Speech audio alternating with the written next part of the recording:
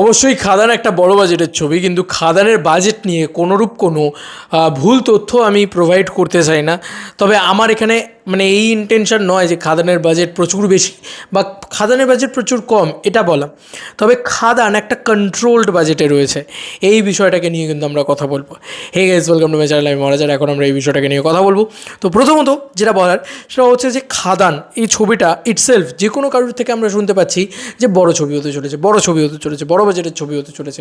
As like that বাঘাযতীনের ক্ষেত্রেও কিন্তু আমরা এই জিনিসপত্রই শুনেছিলাম, কিন্তু বাঘাযতীনের ক্ষেত্রে বাজেট দাম বাড়িয়ে দেওয়া হচ্ছিল। সেই সময়ও কিন্তু প্রতিবাদ করেছিলাম যে না, এত বড় বাজেটের ছবি কিন্তু বাঘাযতীন নয়। বাঘাযতীনের সময় বাঘাযতীনের বাজেট কেউ বলছিল 10 কোটি টাকা, কেউ বলছিল 8 কোটি টাকা, এরকম বাজেট করে দেওয়া হচ্ছিলো। তারপরে দেবদা নিজে মুখে বাঘাযতীন আফটার রিলিজ বলে 5 কোটি টাকা বাজেট ছিল বাঘাযতীনের। বক্স অফিস কালেকশন ছিল 6.5 কোটি টাকা, তাই সুপার হিট ভার্ডিক্ট পায় বাঘাযতীন। এবং বাংলা মার্কেটে যেহেতু অ্যাকশন ছবির বাজারটা একটু খারাপ আছে, তার মধ্যেখানে কিন্তু বাঘাযতীন খুব ভালো চলেছিল বলে বাঘাযতীনকে সেই তকমাটা দেওয়া হয় বলা যেতে পারে।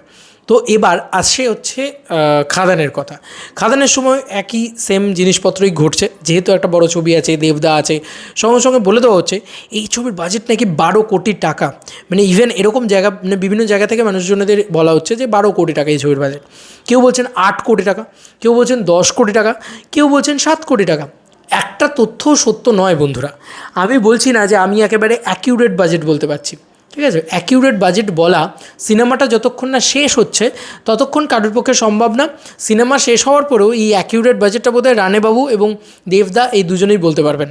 ইয়েস, মানে নিসপাল সিং রানে তিনি বলতে পারবেন, তোমার সুরিন্দর ফিল্মস এবং দেবদা বলতে পারবেন। এই দুটো মানুষ ছাড়া হয়তো মেবি কেউ বলতে পারবে না যে এক্স্যাক্টলি কত বাজেট খাদানে।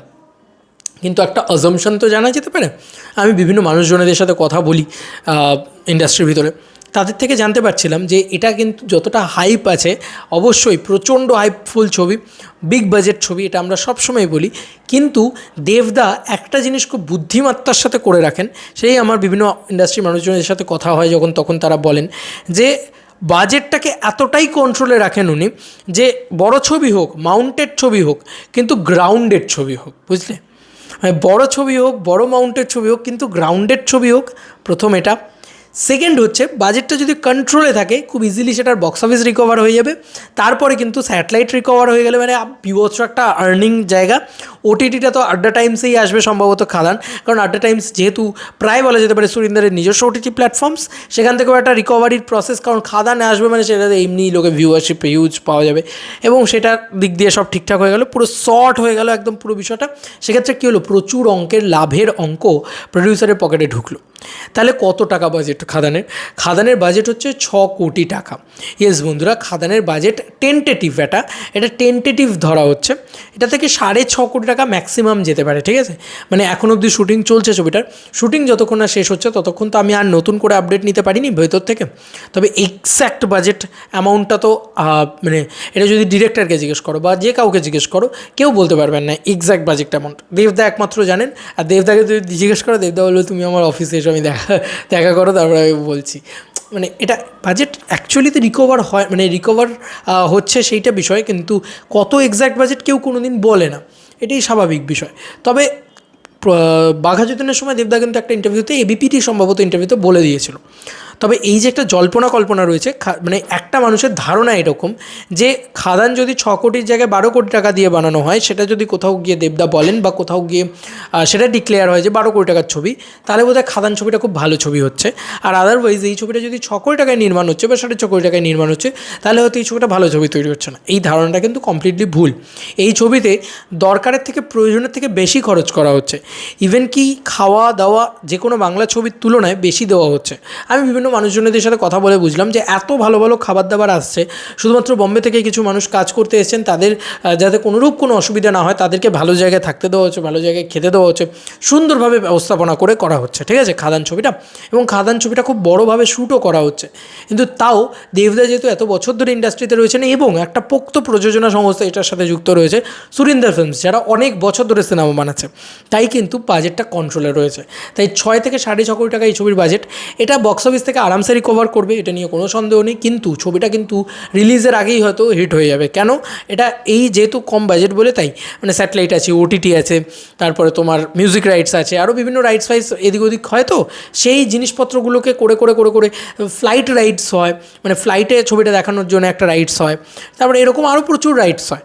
তো এরকম রাইটস ছোটো ছোটো ছোটো ছোটো বিক্রি করে। আর একটা জিনিস হচ্ছে ছবির ব্র্যান্ড প্রমোশন, মানে ছবিতে ব্র্যান্ড পার্টনার অনেকে যুক্ত হয়, অ্যাসোসিয়েট পার্টনার, এই পার্টনার ওই পার্টনার, এরকমভাবে ছবির সেখান থেকেও কিন্তু একটা ছবির আয় হয়। তো সেই করে অলরেডি ছবিটা রিলিজের আগে, মানে হলে পড়ার আগে ছবিটা কিন্তু নিজের যা পয়সাটা ঢালা হচ্ছে সেটা কিন্তু তুলে হিট হয়ে বসে থাকবে। এবার বাকি ছবিটা যখন হলে আসবে তখন তো অবভিয়াসলি ব্লকবাস্টার হবে, ছবির বাজেট আরামসে রিকভার করে নেবে। ছবিটা বাজেট রিকভার তো মানে হল থেকেও করবে, বাকি সমস্ত জায়গায় যা হবে সেটা ডাবল, মানে ছবিটা যে বিনিয়োগ করা পয়সায় বানানো হয়েছে তার ডাবল হয়তো আর্নিং করবে, এরকমটাই কিন্তু মনে হচ্ছে।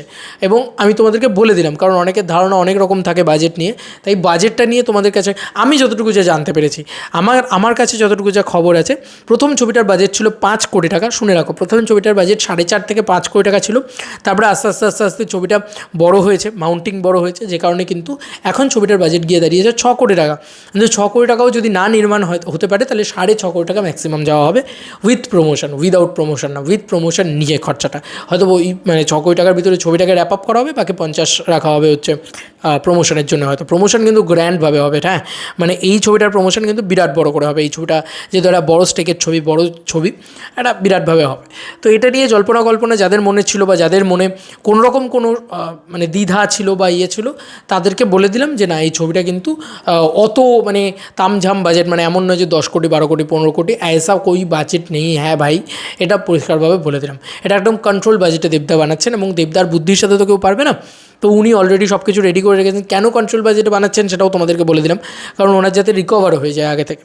সাংঘাতিক বুদ্ধি ভাই, স্যালুট দেবদাকে, কারণ কমার্শিয়াল মার্কেটটা একটু ডাউন আছে, সেই মার্কেটে যদি দেবদা এত হাইপের ছবি নিয়েও ওভার কনফিডেন্স না থেকে প্র্যাকটিক্যালি খেলে, তাহলে বেশি আমার মনে হয় ভালো হবে। চলো বন্ধুরা, নতুন কোনো ভিডিওতে দেখা হবে, বাই।